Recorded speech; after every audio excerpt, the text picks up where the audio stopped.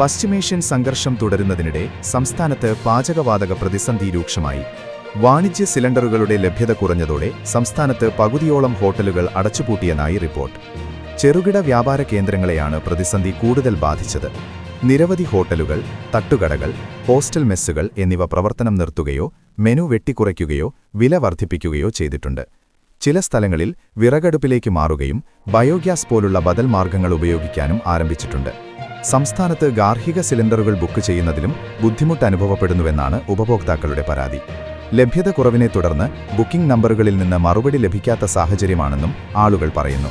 ഇതിനിടെ വലിയ വിലയ്ക്ക് പാചകവാതകം വിൽക്കുന്നവർക്കെതിരെ സർക്കാർ നടപടികൾ ആരംഭിച്ചിട്ടുണ്ട്. അതേസമയം രാജ്യത്ത് പ്രധാനമായും വാണിജ്യ പാചകവാതകത്തിനാണ് പ്രതിസന്ധിയെന്ന് പെട്രോളിയം മന്ത്രാലയം വ്യക്തമാക്കി. ഗാർഹിക ആവശ്യത്തിനുള്ള LPGക്ക് നിലവിൽ ക്ഷാമമില്ലെന്നും അധികൃതർ അറിയിച്ചു. ഹോർമൂസ് കടലിടുക്കിലൂടെ യാത്ര ചെയ്യാൻ 2 ഇന്ത്യൻ കപ്പലുകൾക്ക് ഇറാൻ അനുമതി നൽകിയിട്ടുണ്ട്. കൂടാതെ സൗദിയിൽ നിന്ന് ക്രൂഡ് ഓയിൽ കൊണ്ടുള്ള ഒരു എണ്ണക്കപ്പൽ കൂടി ഇന്ന് ഇന്ത്യയിലെത്തുമെന്നാണ് വിവരം. കൂടുതൽ വാർത്തകൾക്കായി താഴെ കൊടുത്ത ലിങ്കിലൂടെയോ ഫോൺ നമ്പറിലൂടെയോ എൻ്റെ നാട് വാർത്ത വാട്സാപ്പ് ഗ്രൂപ്പിൽ ജോയിൻ ചെയ്യുക.